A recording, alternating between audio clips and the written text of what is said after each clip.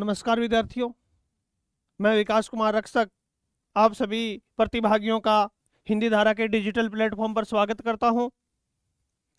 हम बेटा आज अध्ययन करेंगे, बहुत ही अच्छा टॉपिक है। सभी एग्जाम की दृष्टि से हिंदी भाषा का जो विद्यार्थी है उसको जानकारी होनी चाहिए अनुस्वार व अनुनासिक में अंतर।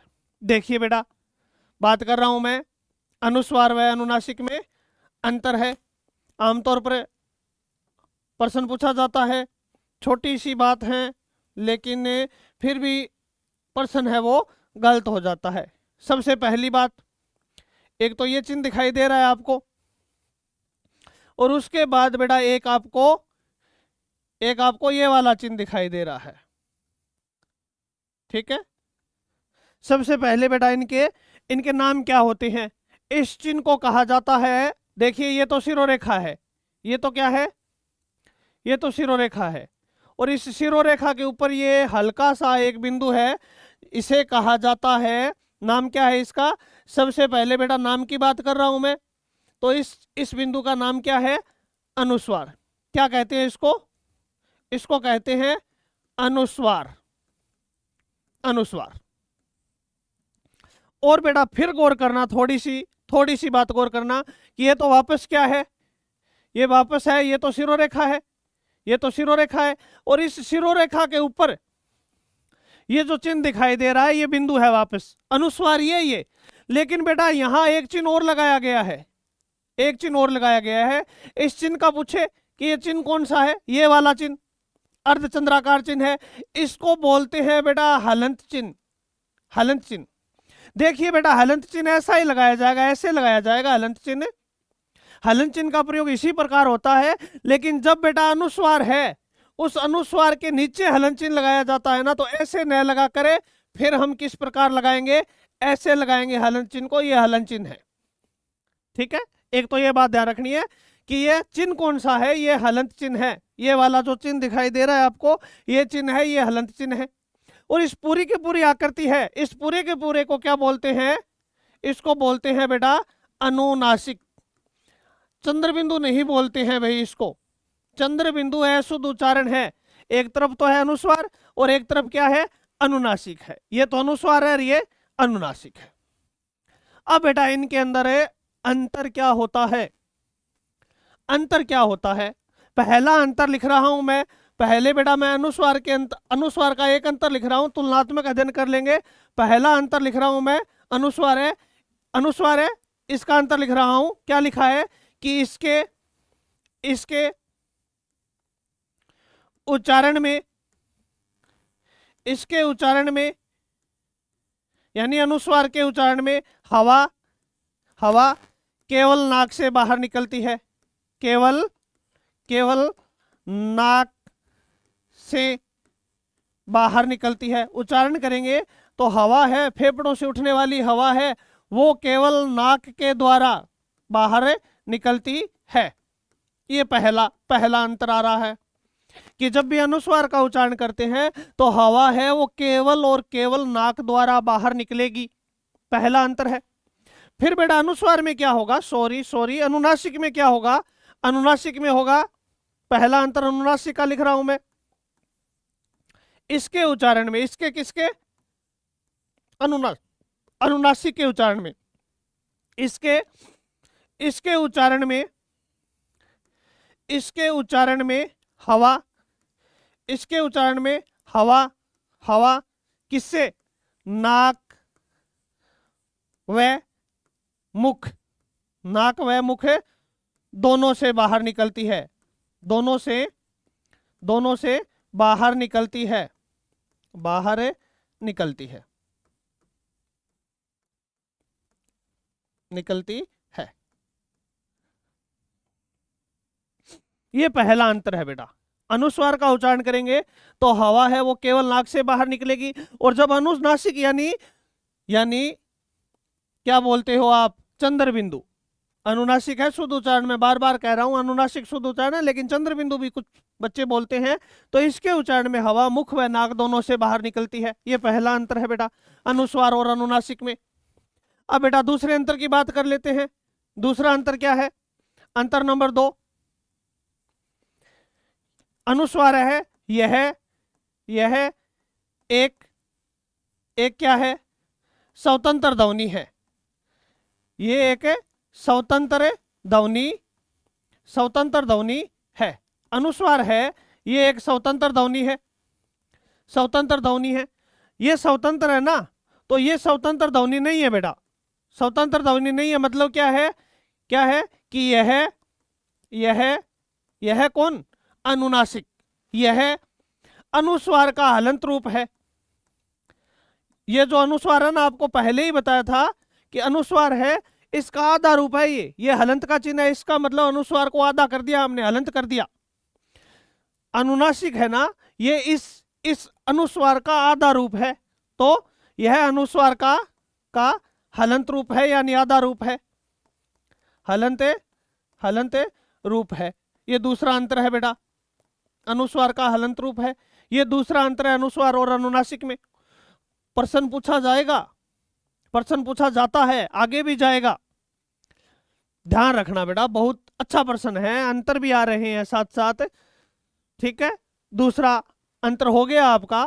अब मैं बात कर रहा हूं बेटा तीसरे अंतर की।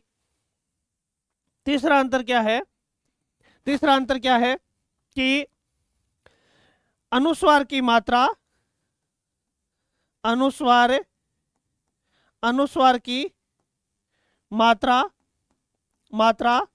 एक, अनुस्वार की मात्रा, ये एक मात्रा का चिन्ह है, अनुस्वार की मात्रा एक होती है।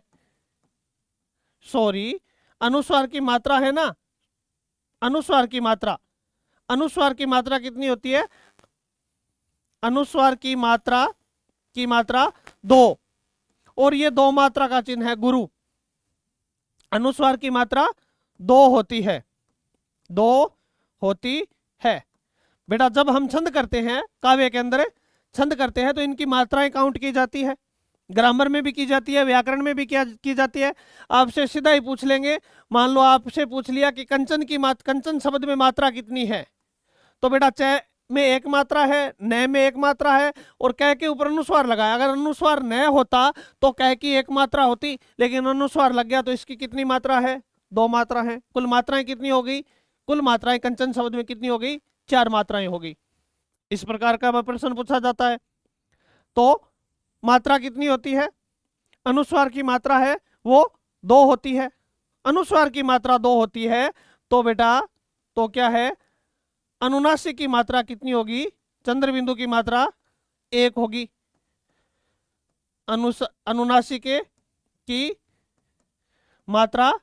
मात्रा एक होती है, ये एक मात्रा का चिन्ह है, लघु चिन्ह, एक होती है। ये बेटा तीसरा अंतर आ गया, अनुस्वार और अनुनासिक में तीसरा अंतर आ गया। अब बेटा चौथा अंतर क्या है, चौथा अंतर है बेटा अंतर नंबर 4। इसे अनुस्वार को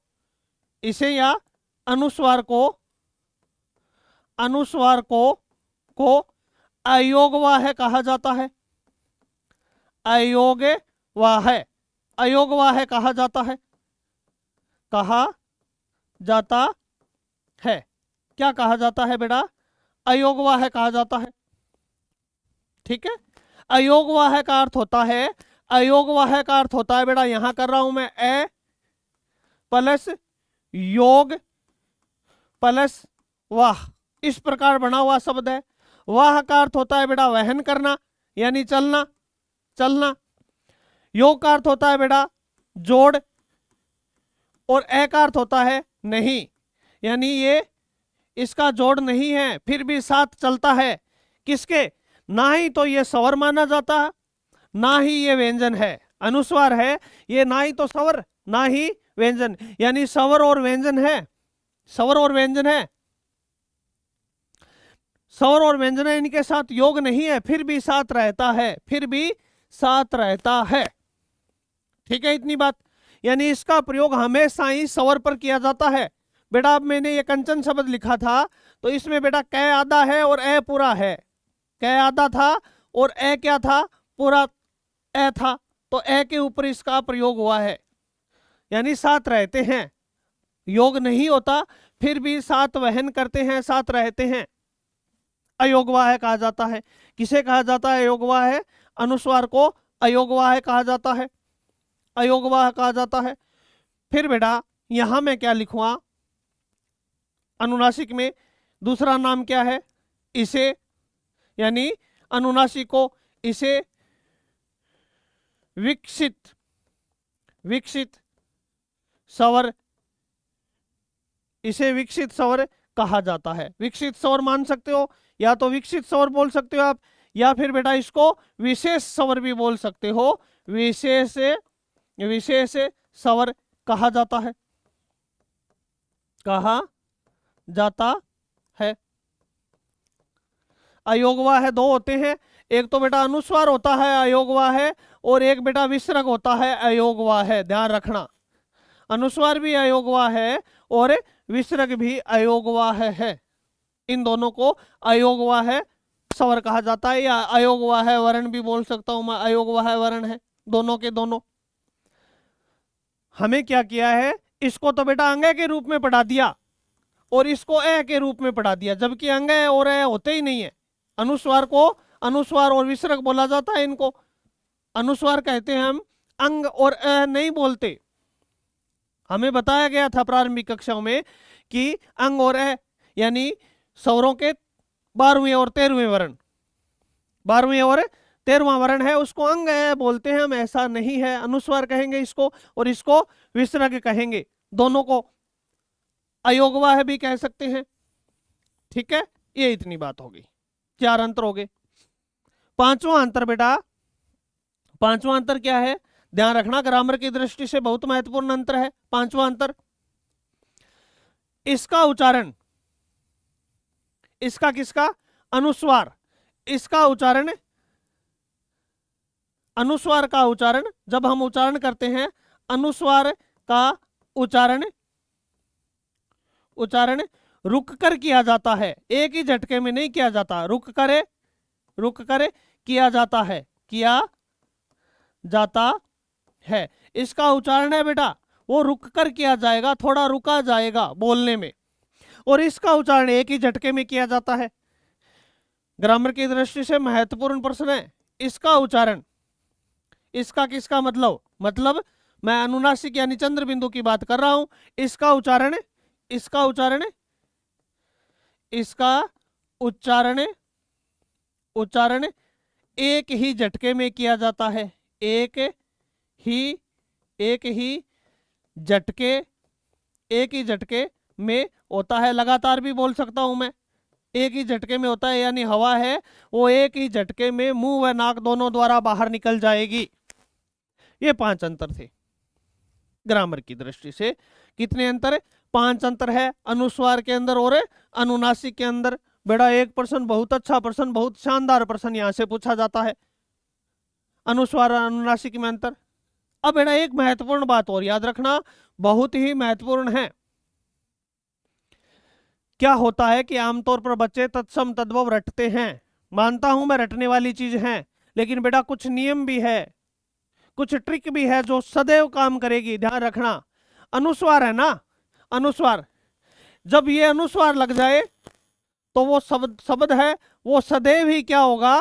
सदैव ही तत्सम शब्द होगा। ध्यान रखना, अगर किसी शब्द के ऊपर अनुस्वार लगा हुआ शब्द है, आपसे पूछ लिया कि ये तत्सम है, तद्भव है, देशज है कि विदेशी है, आपसे पूछ लिया कि तत्सम है, तद्भव है, देशज है या विदेशी है, तो सदैव ही क्या होगा? अनुस्वार लगा हुआ शब्द हमेशा ही तत्सम होगा। और बेटा अगर चंद्र बिंदु लगा है तो वो शब्द हमेशा ही सदैव ही क्या होगा बेटा? वो शब्द सदैव ही तद्भव होगा। ध्यान रखने वाली बात है ये भी। अनुस्वार का प्रयोग हमेशा ही तत्सम शब्दों में किया जाता है और अनुनासिक का प्रयोग हमेशा ही तद्भव शब्दों में किया जाता है। बेटा किसी डॉक्टर को पूछने की जरूरत नहीं है, 100% बात है, ये ऐसा ही होता है। ठीक है ना? ये थे बेटा अनुस्वार और अनुनासिक दोनों वर्णों में, दोनों स्वरों के अंदर अंतर था। इस प्रकार इन दोनों के बीच में ये 5 तो अंतर है, और एक तत्सम और तद्भव की दृष्टि से महत्वपूर्ण बात है कि अनुस्वार का प्रयोग सदैव तत्सम में किया जाता है और अनुनासिक यानी चंद्र बिंदु का प्रयोग सदैव ही तद्भव शब्दों में किया जाता है। ये थी बेटा आज की क्लास। अंतर देखा है हमने, अनुस्वार और अनुनासिक शब्दों में अंतर देखा है। ऐसा ही एक रोचक तथ्य लेकर, एक रोचक जानकारी लेकर मैं पुनः आपके सामने उपस्थित होऊंगा। तब तक सभी विद्यार्थियों को धन्यवाद। गणतंत्र दिवस की हिंदी धारा की तरफ से अग्रिम शुभकामनाएं। जय हिंद, जय भारत।